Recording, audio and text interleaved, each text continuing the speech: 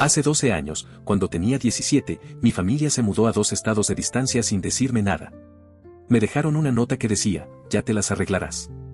Después de que, 12 años más tarde, finalmente salí adelante sin ellos, me buscaron para intentar reconectar. Cuando tenía 17, volví a casa y la encontré completamente vacía. En la encimera de la cocina había una nota.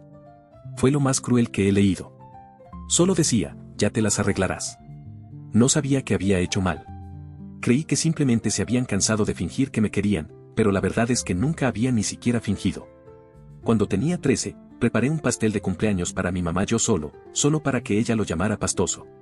A los 15, le di clases a mi hermano para sus exámenes finales, y él me llamó sabelotodo y me cerró la puerta en la cara. A los 16, le di mi sueldo completo a mi papá para que cubriera las cuentas, pero me gritó cuando se lo recordé más tarde, después de que me había dicho que era un inútil. Siempre fui útil, pero nunca amado. Mis padres y mi hermano, mi única familia, habían empacado y se habían mudado a 2 estados de distancia sin decírmelo. Me enteré por el arrendador una semana después. Tenía una semana para mudarme porque habían cancelado el contrato de alquiler anticipadamente. Dormí en la casa de un amigo durante 3 noches antes de quedarme sin lugares a donde ir. Eventualmente, terminé durmiendo en la parte trasera de una unidad de almacenamiento que alquilé con los últimos ahorros que me quedaban. Me colaba en el gimnasio para ducharme, comía mantequilla de cacahuete con una cuchara para desayunar, almorzar y cenar, buscaba trabajos en las computadoras gratuitas de la biblioteca y fingía que todo estaba bien. Finalmente, me contrataron en un restaurante como mesero en el turno de noche. El gerente era un poco brusco, pero justo, me pagaba en efectivo por debajo de la mesa hasta que pudiera conseguir una identificación. Me dejaba echar una siesta en la sala de descanso una vez que casi me desplomo del cansancio. Me abrí camino a duras penas, compré un teléfono de prepago, guardé cada recibo que me daban, miré tutoriales gratuitos en YouTube sobre finanzas y cómo fijar metas. El primer año apenas sobreviví, pero lo logré. El punto de inflexión llegó cuando un cliente habitual del restaurante me ofreció un trabajo temporal, limpiar archivos de oficina. Pagaba el triple de lo que ganaba como mesero. Dije que sí. Ese trabajo me llevó a otro, y a otro más. Aprendí rápido, llegaba temprano y hacía preguntas.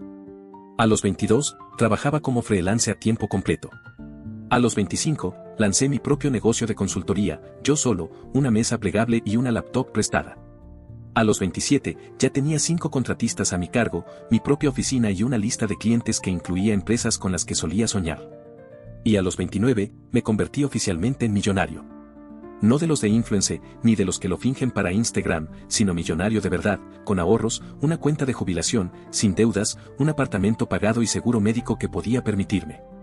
La primera vez que vi la cifra de 7 dígitos en mi aplicación del banco, lloré. Durante esos años difíciles, mi familia nunca me buscó, ni una sola vez. Una vez vi a mi hermano en la lista de amigos sugeridos. Ahora está casado, todavía vive en el estado al que se mudaron. Me quedé mirando la pantalla por un buen rato, preguntándome si alguna vez le contó a su esposa sobre mí, si le dijo que me había escapado o si no decía nada en absoluto. A veces todavía me pregunto si hubiera sido más fácil odiarlos. Pero, la verdad, nunca fue odio, fue un corazón roto. Ahora voy a terapia porque quiero mantenerme entero. Hice una lista de las personas que me salvaron cuando no tenían por qué hacerlo, como compañeros de trabajo, de clase y extraños que me mostraron cómo es el apoyo de verdad. La semana pasada, una entrevista de podcast que hice sobre cómo sobrevivir al abandono familiar se hizo viral. Alcanzó 1 millón de visitas en 4 días. Mi bandeja de entrada se llenó de mensajes de apoyo, gratitud y de extraños diciéndome que le había puesto palabras a su dolor. Y luego, un correo electrónico destacó entre los demás. El asunto decía, todavía eres nuestro hijo. Era de mi mamá.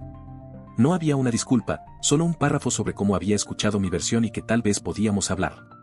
Luego, otro mensaje, esta vez de mi hermano. Te echamos de menos. ¿Podemos arreglar esto? Me quedé mirando la pantalla por un buen rato antes de cerrar la laptop. Me senté a procesarlo, preguntándome si sanar significaba mirar hacia atrás o seguir adelante. No respondí de inmediato, necesitaba tiempo para procesarlo. Mi terapeuta, Vanessa, me sugirió que me tomara al menos una semana antes de tomar cualquier decisión. Date espacio para sentir lo que surja, me dijo durante nuestra sesión. No hay prisa por responder. Así que lo hice. Me concentré en el trabajo, fui al gimnasio, cené con amigos, cosas normales. Pero esos correos electrónicos me perseguían. Los abría, los leía, los volvía a cerrar. El mensaje de mi mamá se sentía frío, clínico, casi como si estuviera contactando a un conocido distante. El de mi hermano era más corto, pero de alguna manera se sentía más genuino. No podía dejar de pensar en ellos. Después de 10 días, decidí responder primero a mi hermano. Algo simple. Escribí, han pasado 12 años, ¿qué ha cambiado? Y lo envié antes de pensarlo demasiado. Su respuesta llegó en una hora. Dijo que el podcast le hizo darse cuenta de lo que habían hecho. Afirmó que solo tenía 15 años cuando me dejaron, que no tuvo opción, que siempre se había preguntado por mí, que me había buscado en internet un par de veces a lo largo de los años. Pero que nunca tuvo el coraje de contactarme. Dijo que verme exitoso lo enorgullecía. No me lo creí del todo. Si hubiera estado tan preocupado, ¿por qué esperar hasta que tuviera éxito públicamente? Le pregunté exactamente eso. Su siguiente correo electrónico fue más largo. Admitió que el dinero era un problema para ellos, que el negocio de mis padres había fracasado, que su esposa estaba embarazada de su segundo hijo y que las facturas médicas se estaban acumulando. Sentí que se me revolvía el estómago. Ahí estaba la verdadera razón. No respondí por otra semana. Entonces mi mamá envió un correo de seguimiento con fotos antiguas de la familia. Fotos mías de bebé, fotos de nosotros en la playa cuando yo tenía 5 o 6 años, fotos de Juan y yo construyendo un muñeco de nieve.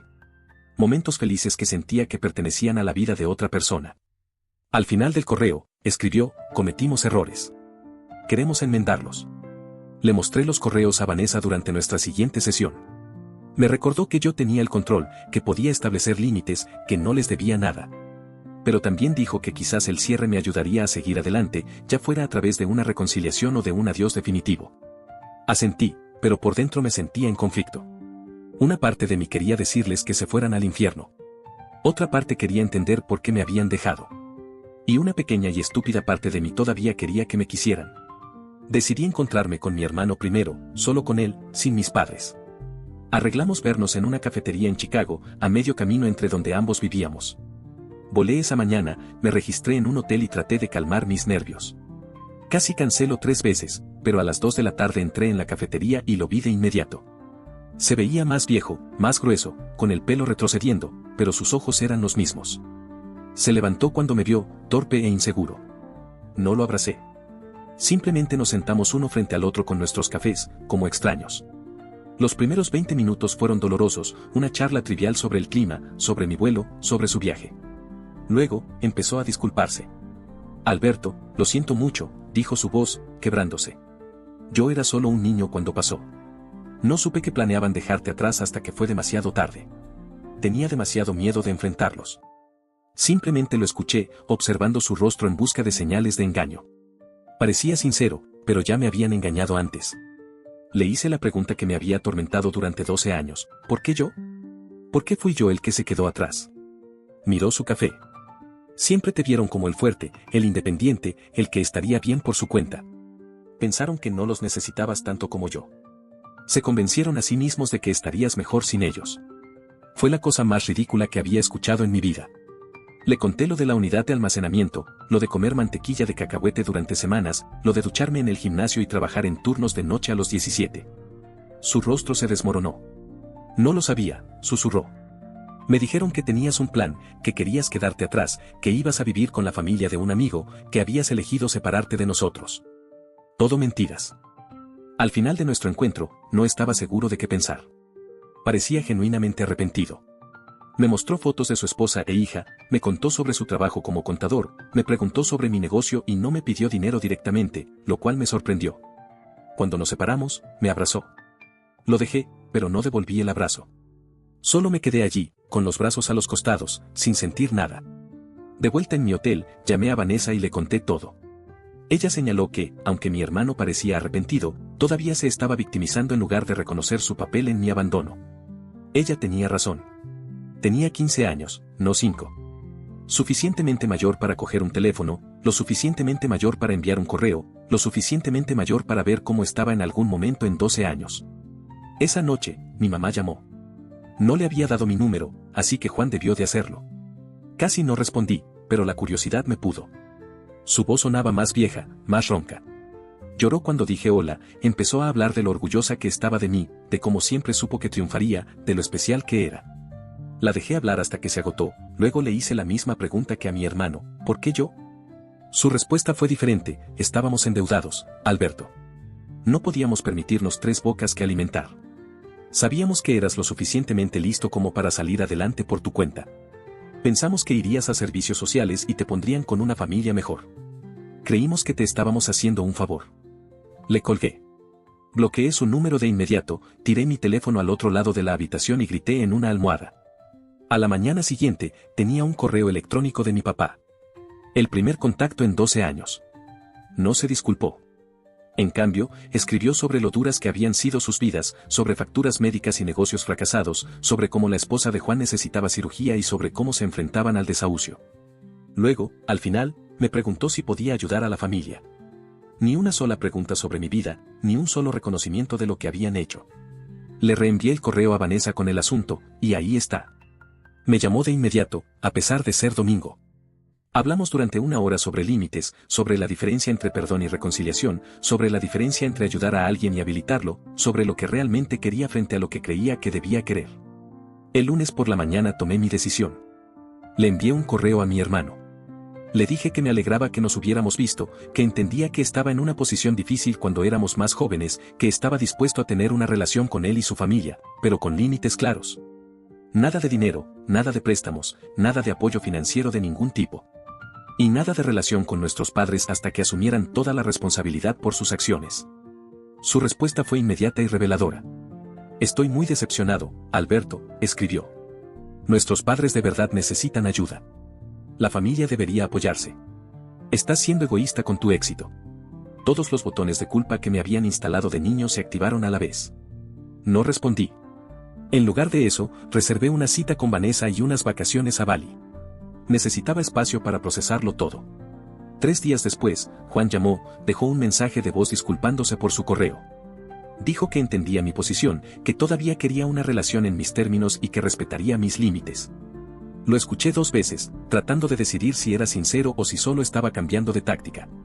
Decidí darle una oportunidad más, pero con la guardia alta. Me fui a Bali de todos modos. Pasé 2 semanas en la playa, haciendo senderismo por arrozales y meditando. Necesitaba la distancia. Cuando regresé, tenía 6 correos electrónicos más de mi papá, cada uno más desesperado que el anterior. No leí más allá del asunto. También tenía un mensaje de texto de Juan preguntando si podíamos hablar de nuevo. Acepté una llamada telefónica, nada más. La llamada empezó bien. Se disculpó de nuevo por presionar. He estado pensando mucho en lo que me dijiste, dijo. Ahora yo también estoy yendo a terapia. Le creí esa parte. Sonaba diferente, menos a la defensiva. Hablamos de sus hijos, de mi negocio, cosas normales. Luego, mencionó que nuestros padres iban a visitarlo el próximo fin de semana. Me preguntó si consideraría verlos, solo por 1 hora, en un lugar público. Sentí que se me encogía el pecho. No estoy listo para eso, Juan. Presionó un poco, pero retrocedió cuando me quedé callado. Después de colgar, llamé a Vanessa.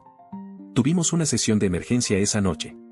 Me ayudó a darme cuenta de que tenía miedo de verlos no porque los odiara, sino porque todavía anhelaba su aprobación, todavía quería que me quisieran, todavía quería ser suficiente. Era patético, pero era cierto. Lloré durante 1 hora en su oficina.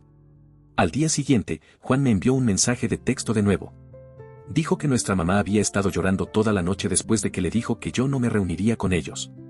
Dijo que nuestro papá estaba hablando de conducir hasta mi ciudad de todos modos. Sentí pánico. Bloqueé el número de Juan de inmediato. Luego llamé a mi asistente y le dije que trabajaría desde casa durante la semana. Pedí que me entregaran la compra a domicilio, básicamente me escondí en mi apartamento como un niño asustado. El miércoles, el portero llamó y dijo que había una pareja preguntando por mí, pero que no querían dar sus nombres. Supe al instante quiénes eran. Le dije que no estaba aceptando visitas. 5 minutos después, mi teléfono sonó desde un número desconocido. Lo dejé ir al buzón de voz. Era mi papá. Alberto, condujimos 8 horas para verte, decía su voz enojada. Estás siendo infantil. Nos merecemos una oportunidad para explicarlo. Borré el mensaje y apagué mi teléfono. El jueves por la mañana, me desperté con alguien golpeando mi puerta. Me quedé helado en la cama, con el corazón acelerado. Miré por la mirilla. Eran ellos. Mis padres de pie en mi pasillo, como si tuvieran algún derecho a estar allí. Alberto, por favor, llegó la voz de mi mamá a través de la puerta. Solo queremos hablar contigo. Sabemos que estás ahí.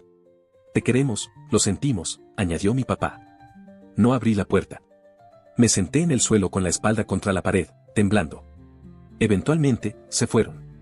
Llamé a seguridad del edificio de inmediato y les dije que no los dejaran subir de nuevo. El guardia sonó preocupado, me preguntó si necesitaba a la policía. Le dije que no, solo que no los dejaran subir. Luego llamé a Vanessa. Vino durante su descanso para comer, me trajo un sándwich y se sentó conmigo mientras yo lloraba. Me dijo que tenía todo el derecho a establecer límites, que no les debía una reunión, que lo que estaban haciendo era acoso, no reconciliación. Después de que se fue, recibí un correo de Juan. Estaba furioso. Dijo que había humillado a nuestros padres. Dijo que se estaban quedando en un motel barato que no podían pagar porque estaban tan desesperados por verme. Dijo que su esposa necesitaba cirugía el próximo mes y que esperaban que yo pudiera ayudar. Dijo que estaba siendo cruel. No respondí. El viernes por la mañana, decidí que necesitaba salir de la ciudad por un tiempo. Reservé un vuelo para visitar a mi amiga Sara en Portland. Ella había sido una de las personas que me ayudó cuando no tenía hogar, me dejó dormir en su sofá durante una semana cuando no tenía a dónde ir. Confiaba en ella completamente. Estaba metiendo ropa en una maleta cuando sonó mi teléfono. De nuevo, un número desconocido. Lo ignoré. 10 minutos después, mi portero llamó y dijo que había una mujer abajo que parecía tener un problema médico.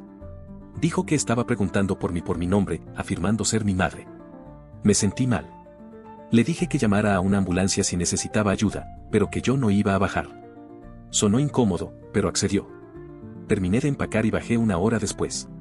Revisé el vestíbulo con cuidado antes de entrar, no había rastro de ellos. Me sentí aliviado, pero también extrañamente culpable. El portero me miró de manera extraña cuando pasé. Me dijo que la ambulancia había venido, que la mujer había tenido dolores en el pecho y que la habían llevado al hospital Memorial. Asentí y me apresuré a mi Uber que ya me esperaba. En el aeropuerto, recibí otra llamada de Juan. Casi no respondí, pero algo me hizo contestar. Mamá tuvo un ataque al corazón, estaba llorando. Está en cirugía. Esto es tu culpa por estresarla. Le colgué. Llamé a Vanessa en su lugar. Respondió de inmediato. Le conté lo que había pasado y le pregunté si era una persona terrible. Alberto, escúchame, me dijo con firmeza. No eres responsable de la salud de tu madre. Esto parece otra táctica de manipulación. Sube a tu avión y cuida de ti mismo. Lo hice. Pasé el fin de semana con Sara, le conté todo. Ella se acordaba de cuando mi familia me abandonó, se acordaba de lo destrozado que había estado. Estaba furiosa en mi nombre. No se merece ni un minuto de tu tiempo, dijo, sirviéndome otra copa de vino. No después de lo que te hicieron. Se sintió bien tener a alguien tan firmemente de mi lado. El domingo por la noche, recibí un correo de mi papá. Mi mamá estaba estable, le habían puesto un stent y la darían de alta el martes. El correo terminaba con, ella está preguntando por ti. ¿No crees que ya nos has castigado suficiente? Se lo mostré a Sara. Ella puso los ojos en blanco tan fuerte que pensé que se le iban a quedar atascados. Me dijo que esto era una clásica manipulación emocional para generar culpa. Yo sabía que tenía razón, pero una parte de mí todavía se sentía responsable.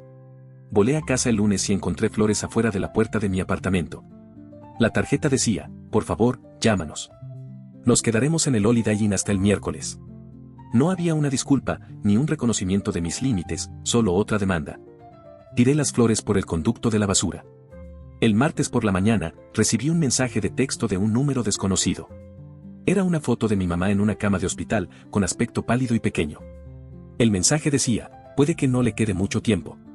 ¿De verdad quieres vivir con este remordimiento? Bloqueé el número y llamé a Vanessa.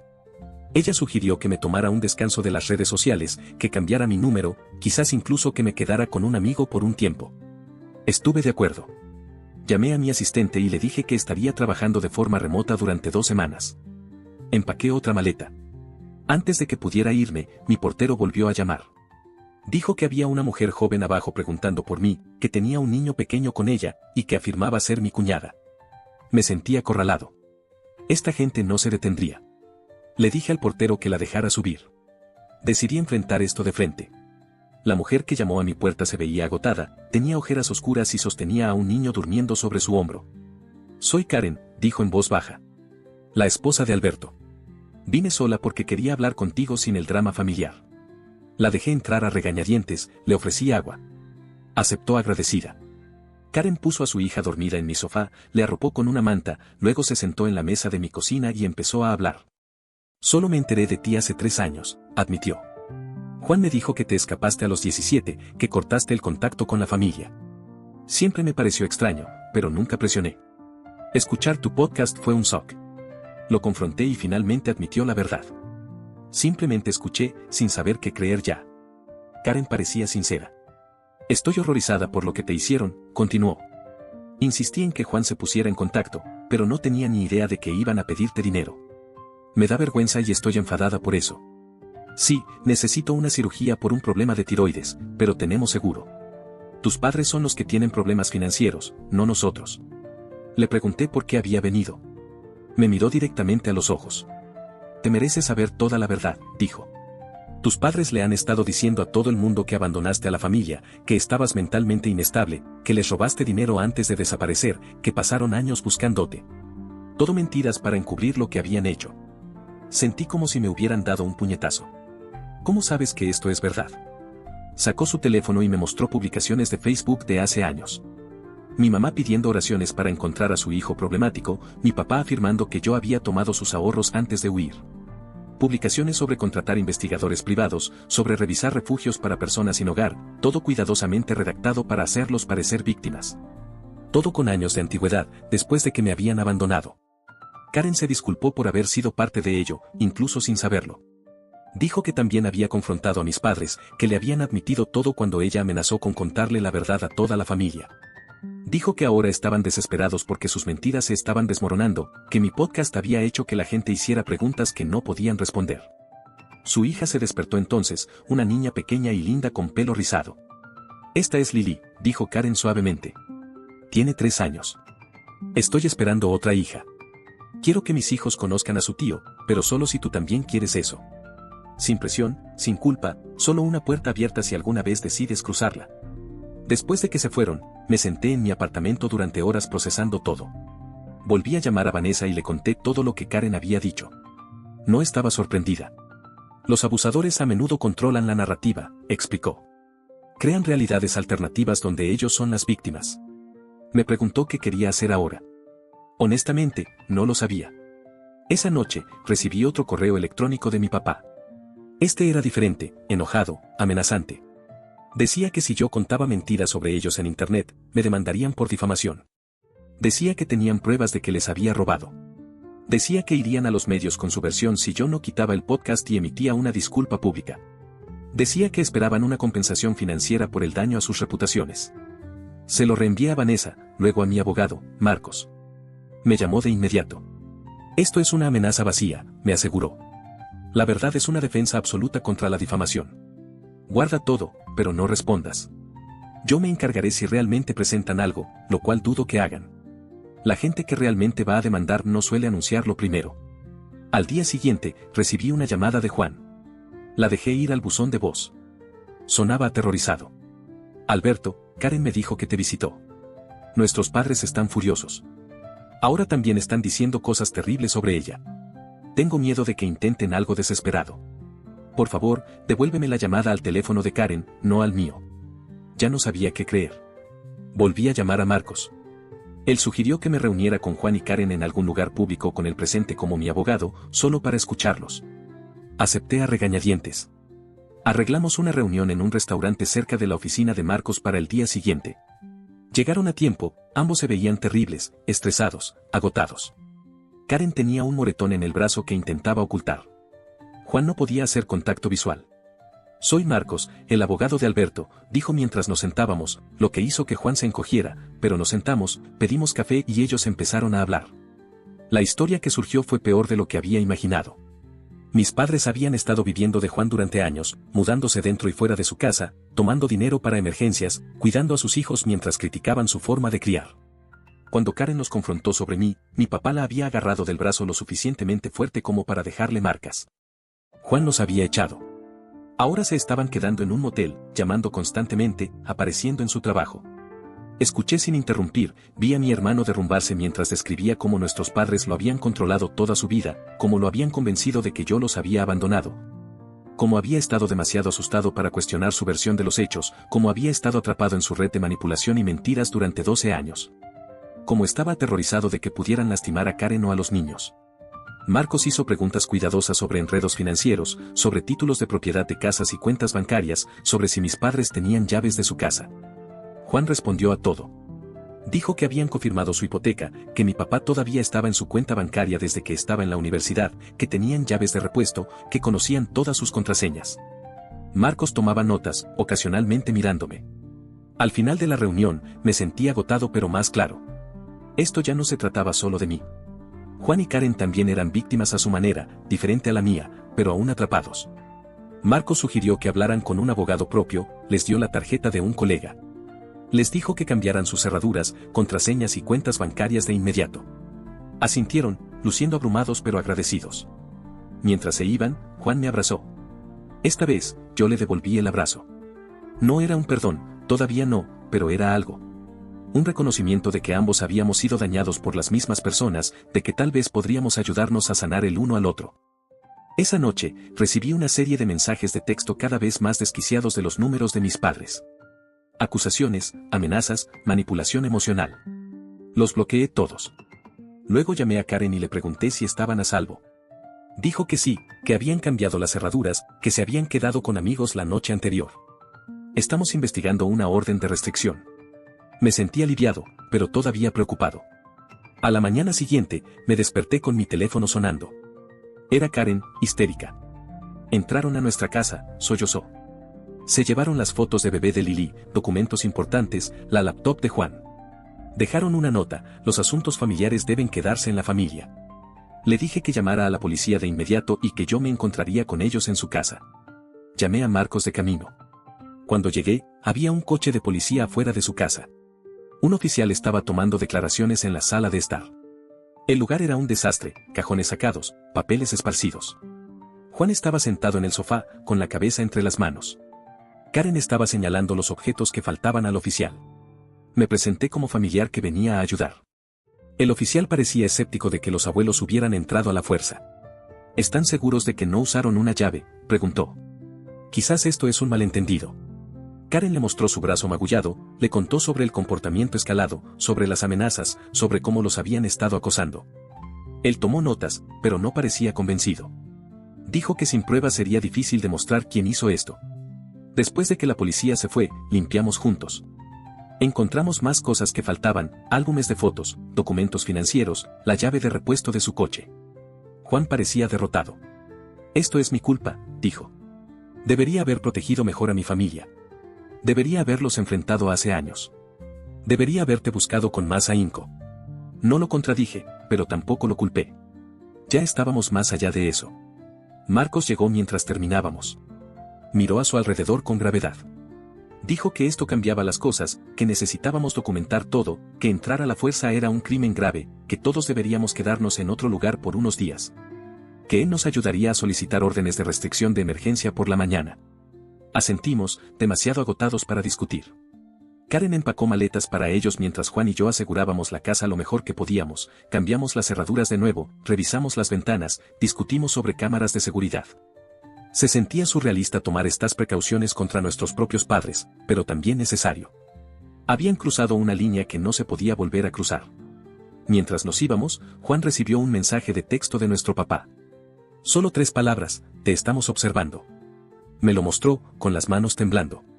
Le tomé una captura de pantalla y se la envié a Marcos. Tomé una decisión. Les dije que se quedaran conmigo. Mi edificio tenía cámaras de seguridad y un portero que ya sabía que no debía dejar entrar a mis padres. Aceptaron agradecidos. Esa noche, los 4 comimos comida para llevar en mi sala. Lili jugó con los juguetes que Karen había empacado. Hablamos en voz baja sobre los siguientes pasos, sobre las órdenes de restricción, sobre los informes policiales, sobre cómo cambiar los números de teléfono y las direcciones de correo electrónico, sobre la posibilidad de mudarse a una casa nueva, sobre cómo protegerse a largo plazo. No era la reunión familiar que jamás hubiera imaginado.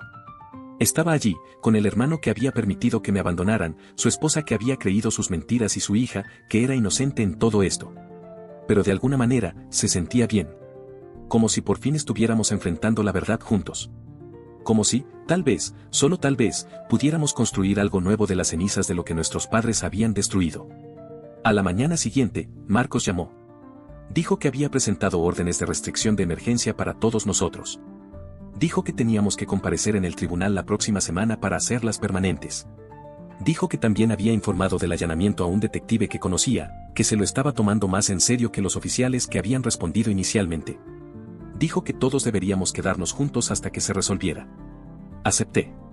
Llamé a mi asistente y le dije que trabajaría desde casa indefinidamente por una emergencia familiar.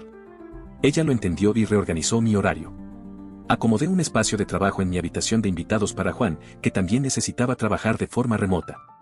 Karen y Lili se adueñaron de mi sala, construyendo fuertes con almohadas y viendo dibujos animados. Era extraño tener gente en mi espacio. Había vivido solo durante años, me gustaban mis rutinas tranquilas, mis encimeras limpias, mi fregadero vacío. Pero también había algo reconfortante en el ruido. En la risa de Lili, en el tarareo suave de Karen mientras doblaba la ropa, en el tecleo de Juan desde la otra habitación. Se sentía como familia. No la familia que me había abandonado, sino quizás la familia en la que podíamos convertirnos. Esa tarde, mi portero llamó y me dijo que había una entrega de flores. Le pedí que revisara la tarjeta antes de subirlas. Me la leyó, sabemos dónde están todos. Esto no ha terminado. Le dije que rechazara la entrega y que llamara a la policía si el repartidor no se las llevaba. Luego volví a llamar a Marcos.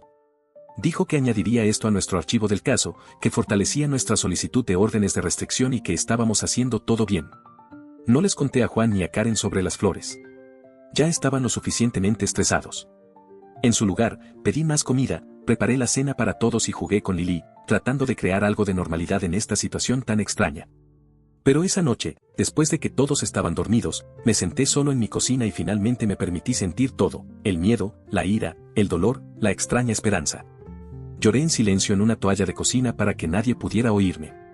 Por la mañana, Karen me encontró haciendo café y me preguntó si estaba bien. Mentí, dije que sí. Ella no me creyó. Se sentó en la encimera. Está bien no estar bien, Alberto, dijo suavemente. Yo tampoco lo estoy. Juan llora en la ducha, donde cree que nadie puede oírlo. Lili sigue preguntando cuándo podemos volver a casa. Toda esta situación es terrible, pero estoy agradecida de que la estemos enfrentando juntos. La miré, a esta mujer que apenas conocía y que de alguna manera ya era parte de mi vida. Le pregunté por qué había acudido a mí ese primer día, por qué había elegido creerme a mí en lugar de a la familia que había conocido durante años. Ella sonrió con tristeza. Siempre sentí que algo andaba mal con tus padres, con las historias que contaban, con la forma en que controlaban a Juan. El podcast confirmó mis sospechas. No podía dejar que mis hijas crecieran pensando que abandonar a un hijo era aceptable. Nos abrazamos. La primera vez se sintió incómodo, pero genuino. Como el comienzo de algo. No amistad, exactamente, todavía no, pero sí comprensión. Solidaridad. Una determinación compartida de romper el ciclo de maltrato que nos había dañado a todos. Los siguientes días se convirtieron en una rutina: trabajar, cocinar, jugar con Lili, comunicarme con Marcos, saltar ante ruidos inesperados, estremecerme cuando sonaban los teléfonos. Vivir en un extraño limbo de normalidad doméstica y tensión subyacente. Estábamos a salvo, pero no en paz. Juntos, pero todavía sanando.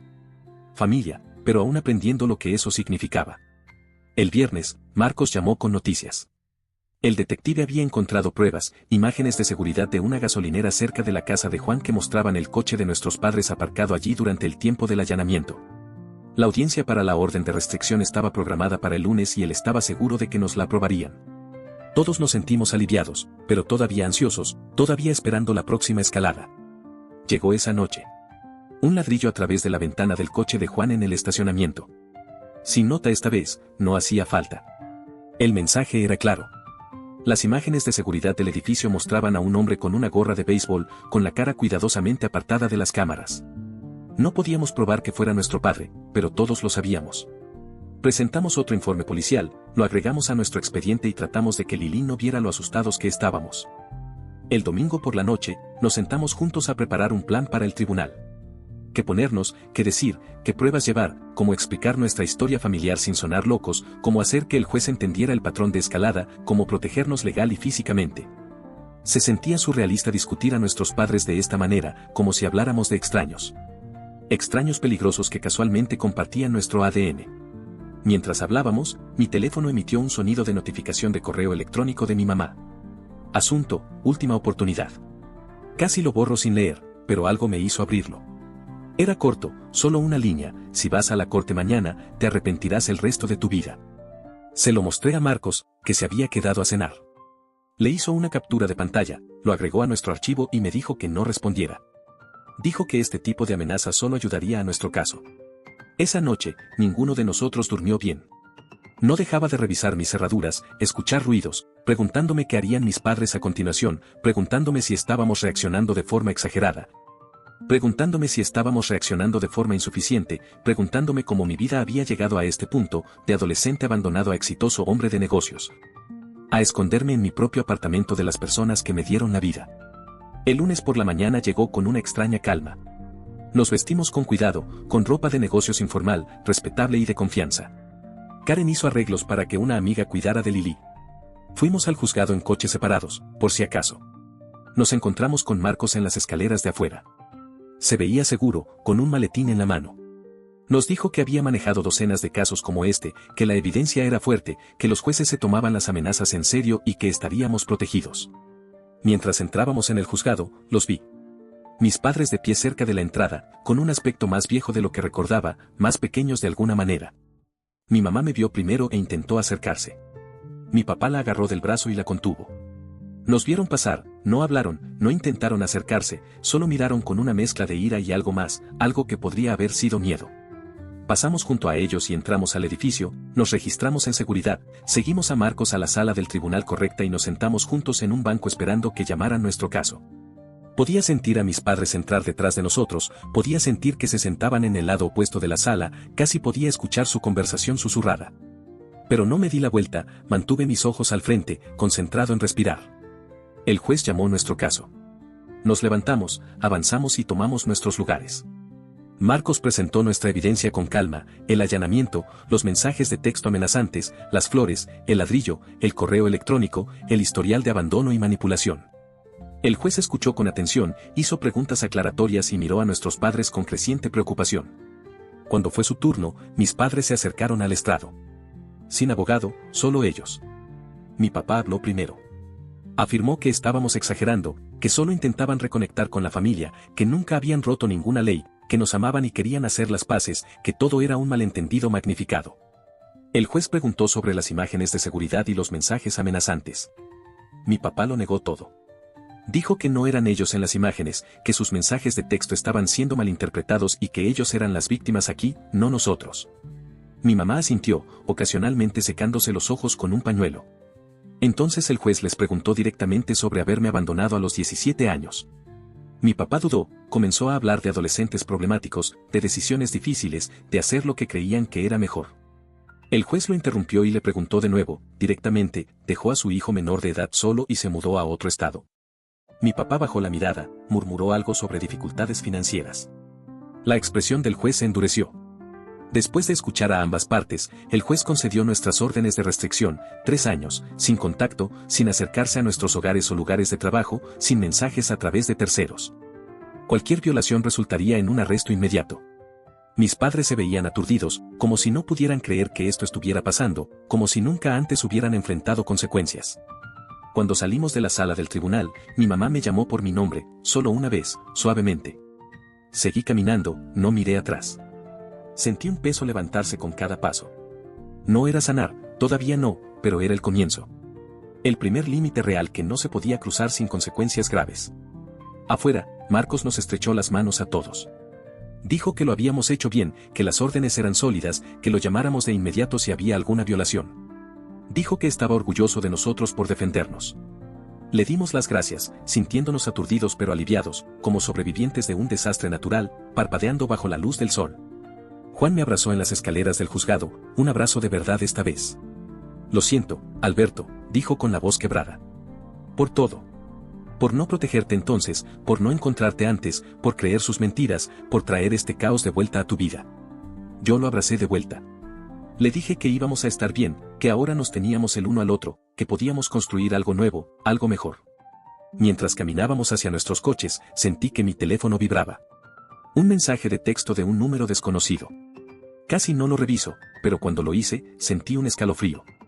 Era una foto de Lili en la casa de su amiga, jugando en el patio trasero sin saber que la estaban observando. Debajo, solo 4 palabras, esto aún no ha terminado. Le mostré a Juan el mensaje de texto de inmediato.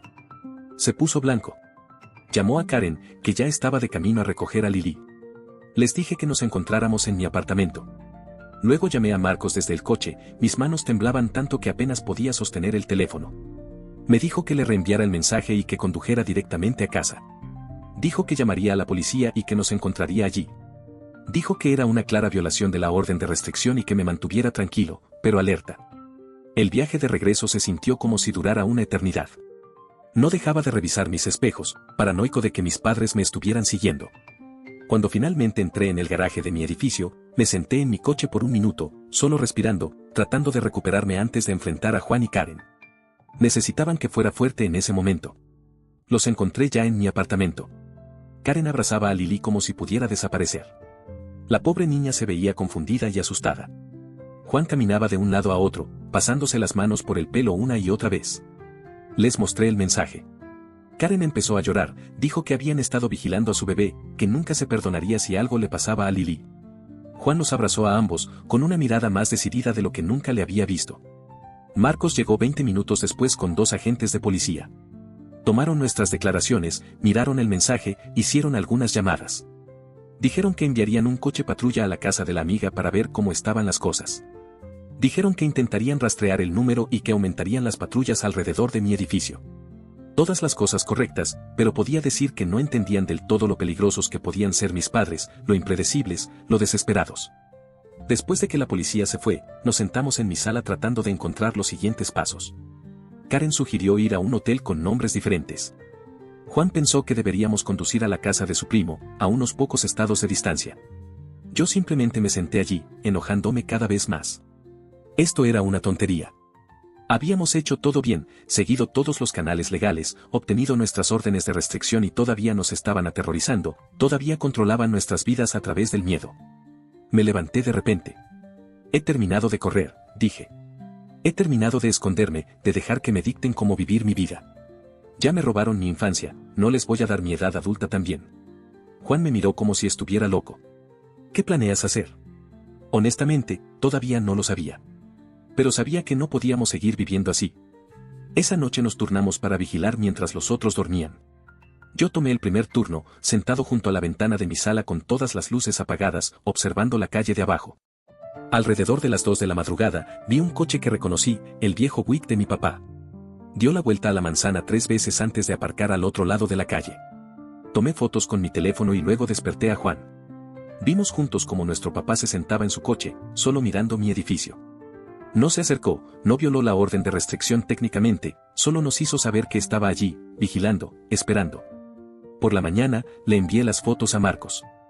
Dijo que era preocupante, pero no era una violación técnica ya que mi papá se quedó en su coche lejos del edificio. Dijo que siguiera documentando todo, que había hablado con el detective de nuevo. Colgué, sintiéndome frustrado. El sistema legal tenía límites. Las órdenes de restricción eran solo trozos de papel, no podían detener a alguien decidido a lastimarte. Karen y Juan decidieron llevar a Lily a un hotel por unos días, a un lugar con pasillos interiores y buena seguridad. Les ayudé a empacar, los abracé para despedirme, prometí comunicarme cada pocas horas. Después de que se fueron, me senté en mi apartamento vacío, sintiéndome extrañamente tranquilo. Como si hubiera llegado a algún tipo de punto de decisión, como si no pudiera seguir viviendo en este limbo. Llamé a Vanessa, le conté todo y le pregunté qué pensaba que debía hacer. Se quedó en silencio por un minuto. Luego me hizo una pregunta que me golpeó fuerte: ¿qué quieres en realidad de tus padres? No lo que no querías, no lo que temías, sino lo que activamente querías. Me di cuenta de que nunca lo había pensado de esa manera. Después de colgar, hice una lista de lo que quería: 1. Vivir sin miedo. 2. Tener una relación con mi hermano y su familia. 3. Dejar de sentirme responsable por las acciones de mis padres. 4. Ser libre del pasado. En esa lista no había reconciliación con mis padres, no había perdón, no había entender por qué hicieron lo que hicieron. Solo quería ser libre de ellos. Esa tarde hice algo loco. Le envié un correo electrónico a mis padres. Solo un mensaje corto. Sé que están vigilando mi edificio. Sé que no van a parar. Así que hablemos una última vez. Mañana al mediodía en la cafetería de la calle 8. Solo yo, sin policías, sin abogados. Después de eso, nos dejan en paz a todos para siempre. Lo envié antes de que pudiera cambiar de opinión. No se lo dije a Juan ni a Karen. No se lo dije a Marcos ni a Vanessa. Esto era algo que necesitaba hacer yo mismo, para mí. No era tan ingenuo como para pensar que mis padres se volverían de repente personas razonables. Pero necesitaba enfrentarlos en mis términos. Necesitaba decirles lo que pensaba. Necesitaba terminar este ciclo de una vez por todas. Mi papá respondió en minutos. Estaremos allí. Sin amenazas, sin manipulación emocional, solo la confirmación. Pasé el resto del día preparándome, no físicamente, sino mentalmente. Pensando en lo que quería decir, lo que necesitaba que oyeran, los límites que necesitaba establecer. Dormí sorprendentemente bien esa noche, como si tomar una decisión me hubiera quitado un peso de encima. A la mañana siguiente, me vestí con cuidado, no para impresionarlos, sino para sentirme fuerte, seguro. Tomé un Uber a la cafetería, llegando 15 minutos antes. Elegí una mesa en la esquina trasera donde pudiera ver la puerta pero no fuera visible de inmediato desde afuera. Pedí un café que realmente no quería, solo me senté allí a esperar, sorprendentemente tranquilo. Llegaron exactamente al mediodía, con un aspecto más viejo que en el tribunal, más cansados. Mi mamá me vio primero y le dio un codazo a mi papá. Caminaron hacia mí lentamente, como si se acercaran a un animal salvaje que pudiera escapar. Se sentaron frente a mí sin hablar. Simplemente nos miramos por un largo momento. Estos extraños que eran mis padres, estas personas que me habían moldeado de maneras que nunca entenderían. Yo hablé primero.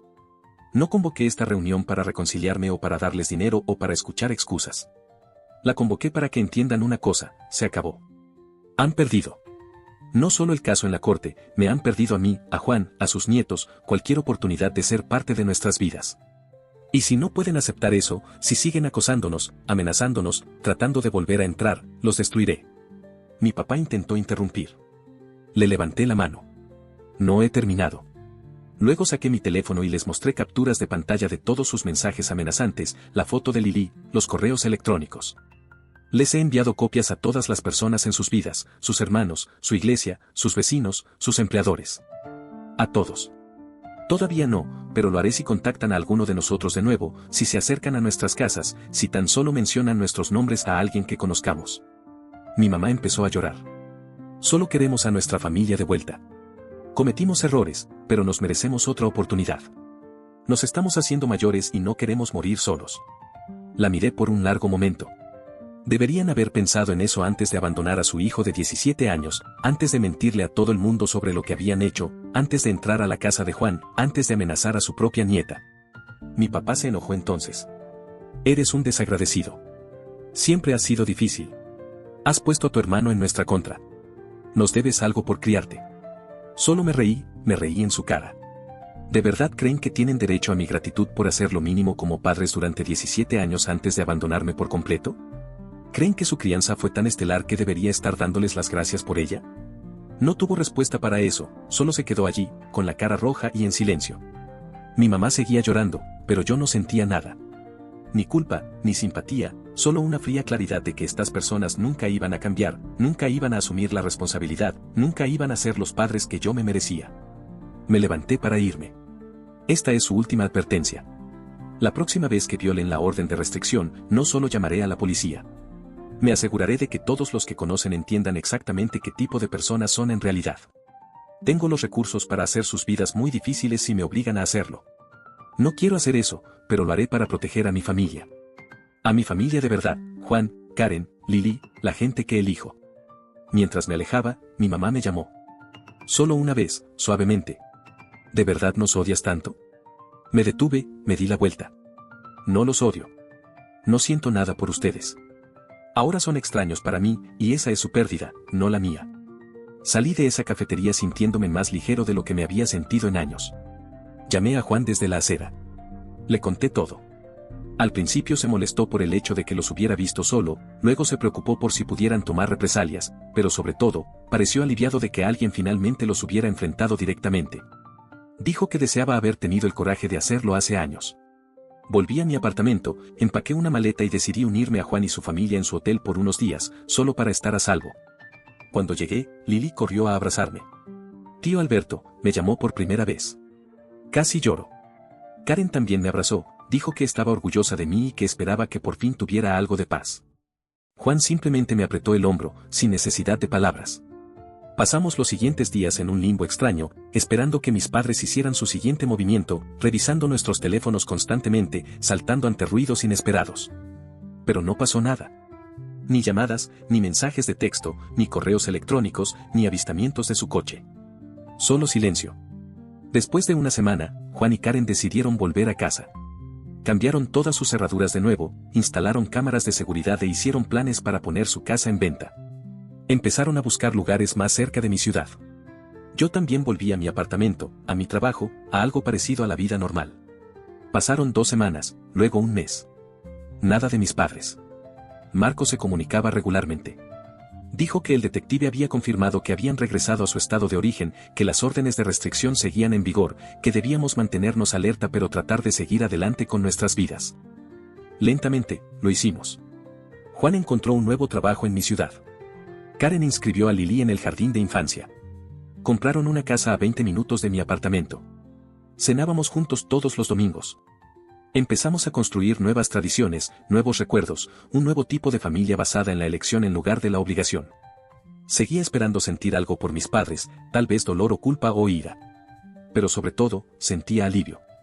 Como si por fin hubiera dejado un peso pesado que había estado cargando desde que tenía 17 años. Como si por fin pudiera centrarme en el futuro en lugar del pasado. 6 meses después del enfrentamiento en la cafetería, recibí una carta, reenviada a través de Marcos para que mi dirección se mantuviera privada, de mi mamá. Casi no la abro, casi la tiro sin leer, pero la curiosidad me pudo. Era corta, solo unos pocos párrafos. Sin excusas esta vez, sin demandas, solo un reconocimiento de que me habían lastimado profundamente, que habían fallado como padres, que entendían por qué yo no quería tener nada que ver con ellos. Que estaban recibiendo terapia y que respetarían las órdenes de restricción. Que esperaban que algún día estuviera dispuesto a escuchar una disculpa adecuada, pero que entenderían si ese día nunca llegaba. Se la mostré a Juan. Él recibió una carta similar. Hablamos de ello durante la cena esa noche, de si era sincera, de si cambiaba algo, de si podríamos volver a confiar en ellos. No llegamos a ninguna conclusión, solo acordamos tomárnoslo con calma, día a día, de priorizar nuestra sanación y de proteger a la familia que estábamos construyendo. Guardo la carta en el cajón de mi escritorio, no porque esté listo para perdonar, no porque quiera la reconciliación, sino porque representa algo importante, que mis padres por fin reconocieran mi derecho a establecer límites. Mi derecho a elegir a quien permito en mi vida, mi derecho a definir lo que es la familia en mis propios términos. La semana pasada, Lili tuvo su 4º cumpleaños. Juan y Karen me invitaron a ayudar a planearlo. Lo celebramos en mi apartamento. Había globos por todas partes, un pastel que pedí en una pastelería elegante, regalos apilados en la mesa de café, Lili corriendo con un vestido de princesa y riéndose, Karen tomando fotos, Juan asando en mi balcón. Amigos pasando por allí durante todo el día. Tanto ruido, tanta alegría. En un momento, me metí en la cocina para estar solo por un momento. Solo observando a través de la puerta cómo Juan hacía girar a Lili en círculos, como Karen se reía de algo que un amigo dijo, como mi apartamento, una vez tan vacío y tranquilo, se llenaba de vida y amor. Pensé en esa nota en la encimera de mi cocina, hace 12 años. Ya te las arreglarás. Y lo había hecho. No de la manera que ellos querían, pero había descubierto lo que la familia debería ser, lo que el amor debería parecer, lo que me había merecido todo el tiempo.